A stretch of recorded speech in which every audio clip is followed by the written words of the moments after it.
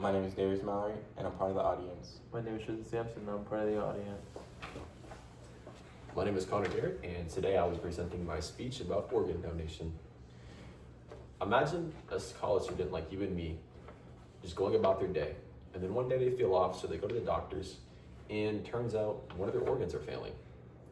Now, imagine it's their kidneys. Imagine now that they're hooked up to a dialysis machine for most of the week and most of the day just to stay alive. Now, this person can be saved if they receive a kidney transplant. Now, the only way they can get a transplant is if a person was on the organ donation list, and this is why I think it is so important. A stranger just checking off a box could save their life, and anybody can do it. You can do it, I can do it. Right now, more than 103,000 people, men, women, and children in the United States are waiting on a transplant. And every 8 minutes, another name is added to that list according to organdonor.gov. And after researching the donation process and how it works, I learned how easy it actually is to sign up for this. And today I will walk you through why the need for donors is so urgent and the simple registration and how simple the registration process really is and the benefits that come from making this choice. So by the end of this, you will hopefully be able and be ready to register yourself as an organ donor. So first up, the gap between how many people need organs and how many are available is unfortunately very wide. Like I said before, 103,000 people, more than 103,000 people are currently waiting on the National Transport waiting list. And the vast majority of those need a kidney, according to organdonor.gov.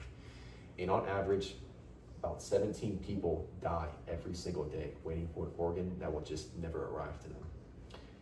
The public support for organ donation does not match the actual registration rates. In a 2025 national survey conducted by the Health Resources and Services Administration found that while 93% of all Americans support organ donation, only 53% are actually registered as donors, according to the worlddata.com. And hesitation like this is exactly why the list keeps growing, the waiting list keeps growing. And organ failure can really happen to anyone, anytime, anywhere, any age. It can happen through genetics, conditions, diseases, or just accidents. And according to Donate Life America, transplants performed in a single recent year set an all-time new record, showing that there is a growing need for transplants, but at the same time, more organ donors are showing up, which is awesome. And each one of those transplants represents a person who is now capable of now living their life. You know, a kid who gets to grow up and see their next birthday. And now that you understand how urgent it is, let's talk about how easy it is to actually become part of the solution. And registering as an organ donor only takes a few moments. When you get your driver's license or renewing it, they give you the option there at the DMV. You can also register online through your state's donor registry or through registerme.org. And this takes under 2 minutes. There is no age limit to register, and teenagers can sign up with parental consent in most states, and older adults are welcome as well. It's since medical suitability is what they're basing it off of, not age. And being a registered donor does not affect the medical care you can receive. There is a rumor that if you are an organ donor, a doctor will choose not to save your life in a critical scenario just so the hospital could use your organs for transplants. This is not true. Doctors are there to save your life and not take it. And just one donor can have an enormous impact. And as you know, we all have multiple organs, so kidneys, heart, lungs, everything.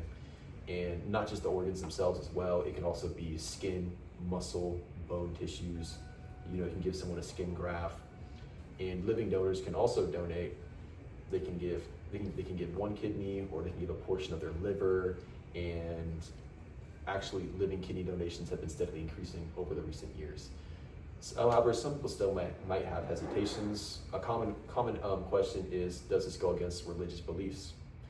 In nearly all major religions in the United States, such as Christianity, Judaism, and Islam, they all support organ donation, and it is under their rules. It is an act of charity or love. And now you know how simple the process is. Picture what this decision could actually mean. Every eligible person who registers helps close the gap between the supply and the need. Now imagine Imagine a parent, a sibling, or a best friend that you know is on that waiting list, awaiting for that transplant. The days pass by.